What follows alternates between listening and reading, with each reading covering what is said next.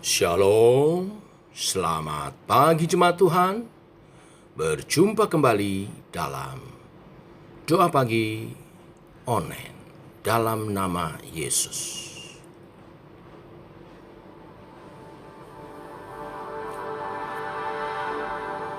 Dalam segala kelemahanku,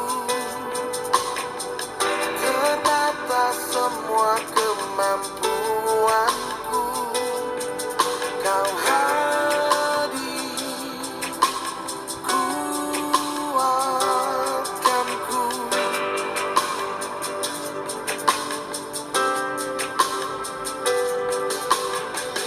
Dalam segala kegagalanku, di titik akhir pengharapanku, Kau datang,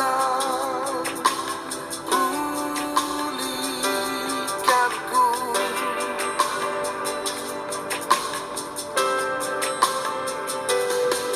Ku letakkan semua bebanku, berserah padamu.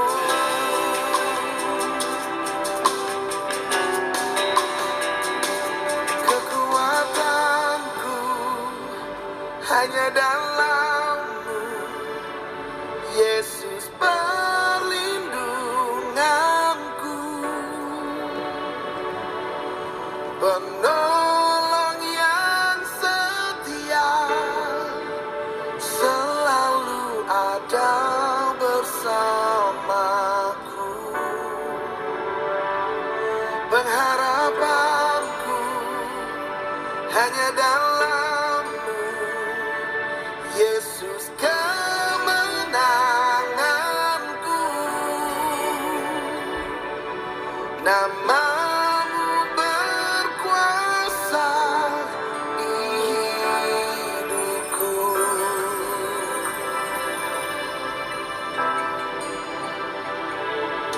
Ku letakkan semua bebanku, berserah padamu. Ku letakkan semua bebanku, berserah padamu.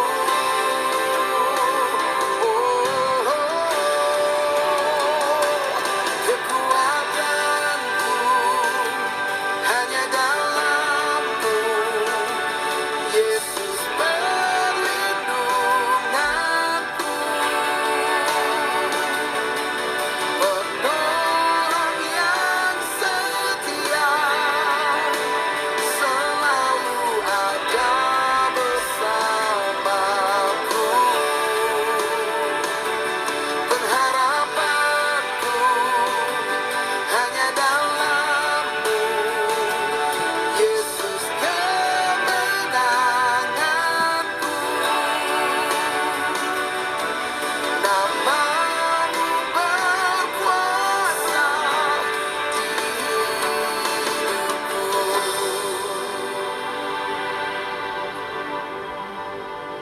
Dalam nama Yesus, ku dipulihkan.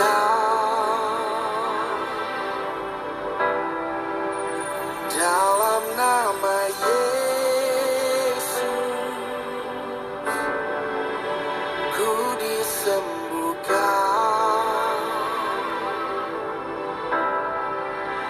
Dalam nama Yesus, ku dibebaskan.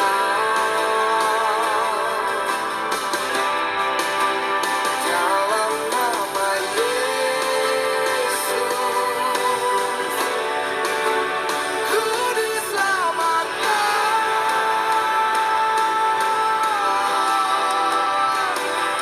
Kekuatanku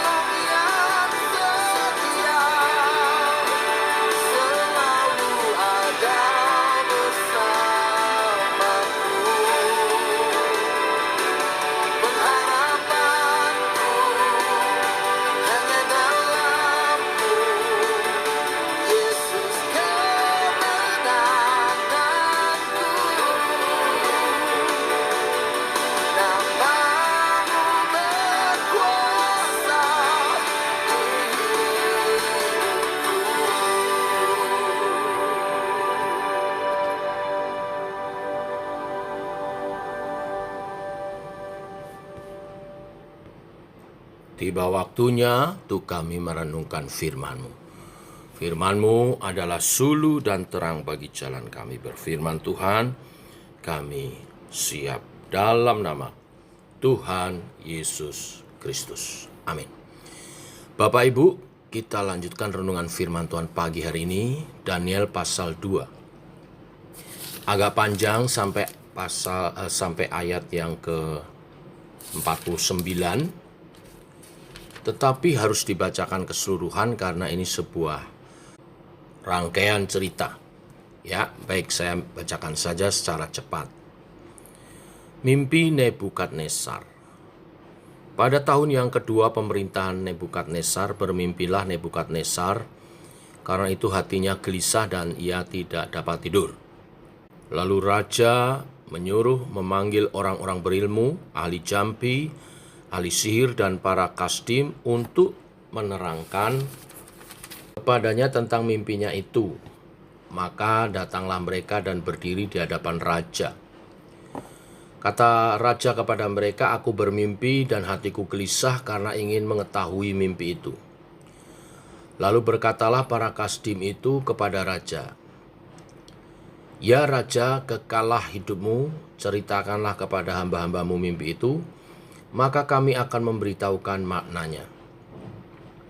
Tetapi raja menjawab para kasdim itu, "Aku telah mengambil keputusan, yakni jika kamu tidak memberitahukan kepadaku mimpi itu dengan maknanya, maka kamu akan dipenggal-penggal dan rumah-rumahmu akan dirobohkan menjadi timbunan puing. Tetapi jika kamu dapat memberitahukan mimpi itu dengan maknanya, maka kamu akan menerima hadiah, pemberian-pemberian dan kehormatan yang besar daripadaku. Oleh sebab itu beritahukanlah kepadaku mimpi itu dengan maknanya." Mereka menjawab pula, "Silakan Tuanku Raja menceritakan mimpi itu kepada hamba-hambanya ini, maka kami akan memberitahukan maknanya." Jawab raja, "Aku tahu benar-benar bahwa kamu mencoba mengulur-ulur waktu, karena kamu melihat bahwa aku telah mengambil keputusan, yakni jika kamu tidak dapat memberitahukan kepadaku mimpi itu, maka kamu akan kena hukuman yang sama. Dan aku tahu bahwa kamu telah bermufakat untuk mengatakan kepadaku hal-hal yang bohong dan busuk, sampai keadaan berubah.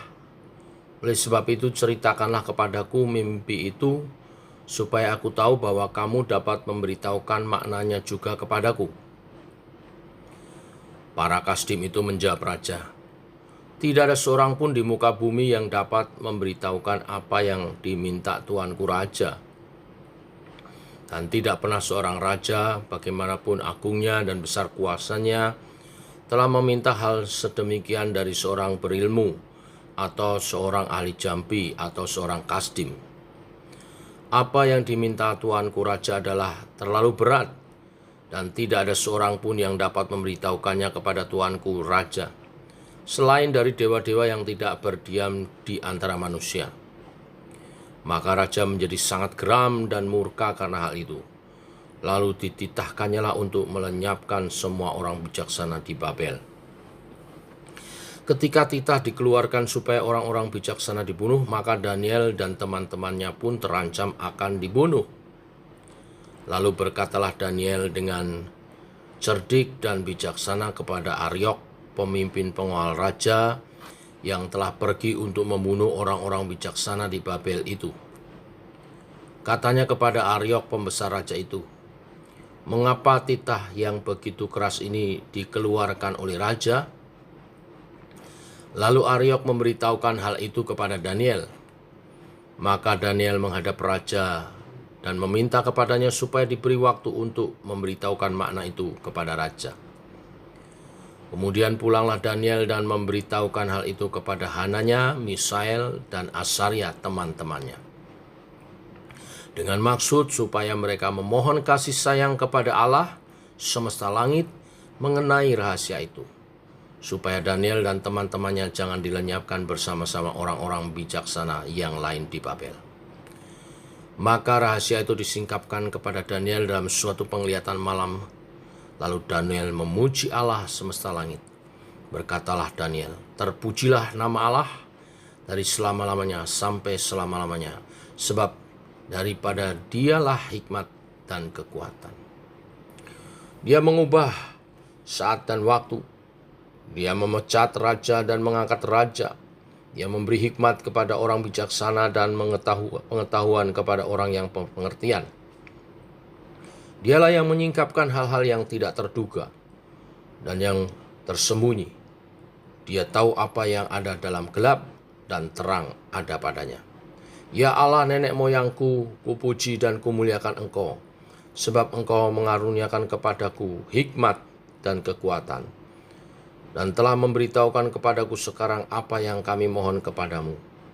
Engkau telah memberitahukan kepada kami hal yang dipersoalkan raja. Sebab itu pergilah Daniel kepada Aryok yang telah ditugaskan raja untuk melenyapkan orang-orang bijaksana di Babel. Maka pergilah ia serta berkata kepadanya demikian. Orang-orang bijak di Babel itu jangan kau lenyapkan. Bawalah aku menghadap raja, maka aku akan memberitahukan kepada raja makna itu.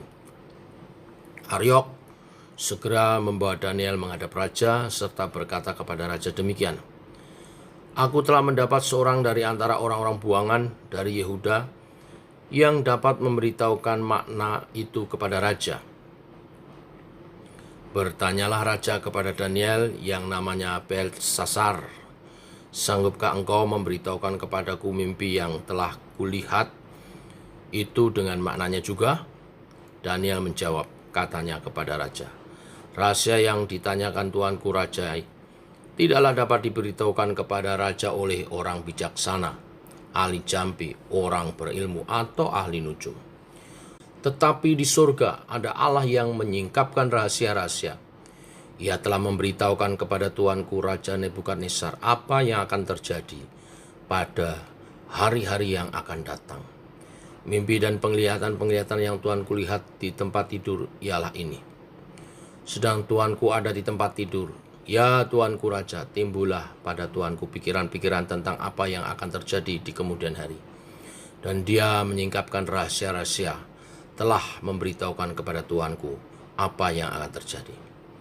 Adapun aku, kepadaku telah disingkapkan rahasia itu, bukan karena hikmat yang mungkin ada padaku melebihi hikmat semua orang yang hidup, tetapi supaya maknanya diberitahukan kepada tuanku, raja, dan supaya tuanku mengenal pikiran-pikiran tuanku.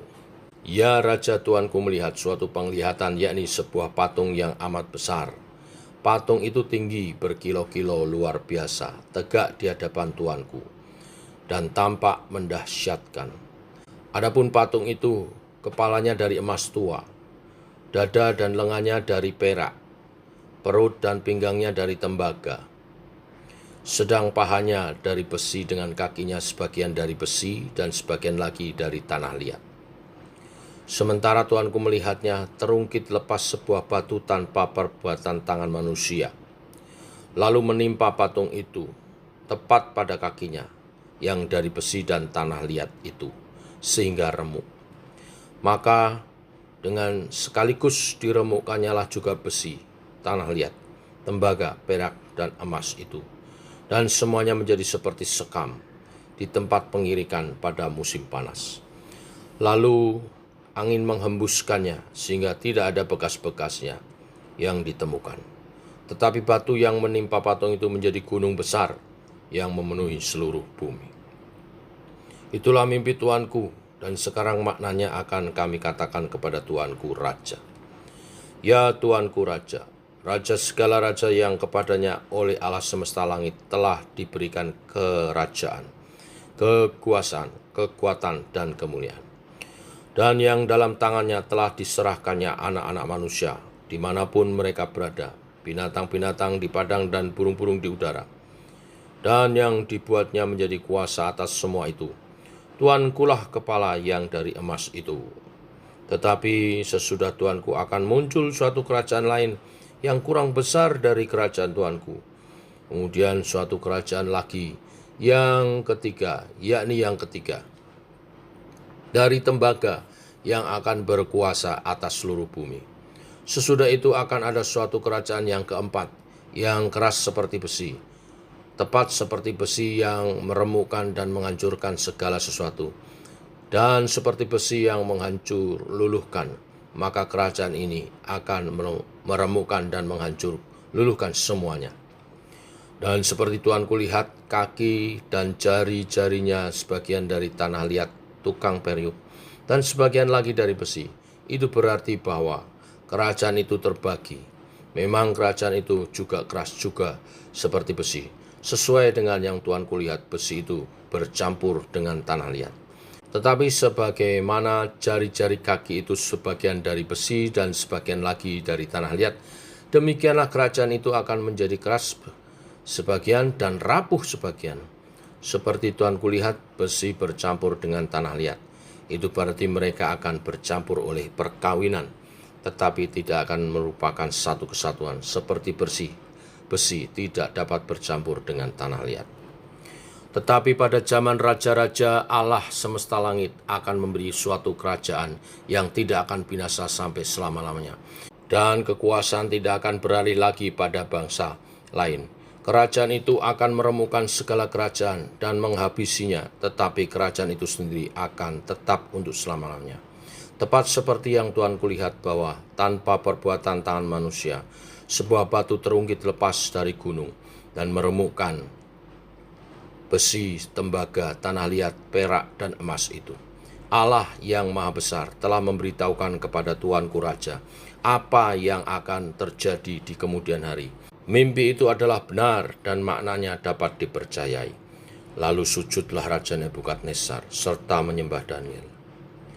Juga dititahkannya mempersembahkan korban dan bau-bauannya kepadanya. Berkatalah Raja kepada Daniel, sesungguhnya lah Allahmu itu Allah yang mengatasi segala Allah dan yang berkuasa atas segala raja, yang menyingkapkan rahasia-rahasia, sebab engkau telah dapat menyingkapkan rahasia itu. Lalu Raja memuliakan Daniel. Dianugerahinya lah dengan banyak pemberian yang besar, dan dibuatnya dia menjadi penguasa atas seluruh wilayah Babel dan menjadi kepala semua orang bijaksana di Babel. Atas permintaan Daniel, Raja menyerahkan pemerintahan wilayah Babel itu kepada Sadrak, Mesak, dan Abednego. Sedang Daniel sendiri tinggal di istana Raja. Sampai di sini pembacaan kita. Bapak Ibu jemaat Tuhan, dari kisah Daniel ini kita bisa mengambil beberapa hikmat dari Tuhan. Yang pertama, sepandai apapun manusia, sehebat apapun manusia, memiliki pergumulannya sendiri. Kita tahu di pasal 1 Daniel dikatakan 10 kali lebih berhikmat dari semua orang. Tetapi hari ini kita membaca Daniel pun dan teman-temannya mengalami pergumulan hidup. Bahkan nyawanya terancam. Yang kedua, hari ini kita juga belajar dari Daniel bagaimana menghadapi pergumulan hidup yang sepertinya tidak ada jalan keluar, buntu, yaitu dengan berdoa. Berdoa tidak hanya berdoa secara pribadi, tetapi kita melihat Daniel mendatangi teman-temannya, Hananya, Misael, Asaria, untuk mendapat dukungan doa secara korporat, secara bersama. Kita lihat di ayat 17-18, kemudian pulanglah Daniel dan memberitahukan hal itu kepada Hananya, Misael, dan Asaria teman-temannya dengan maksud supaya mereka memohon kasih sayang kepada Allah semesta langit mengenai rahasia itu, supaya Daniel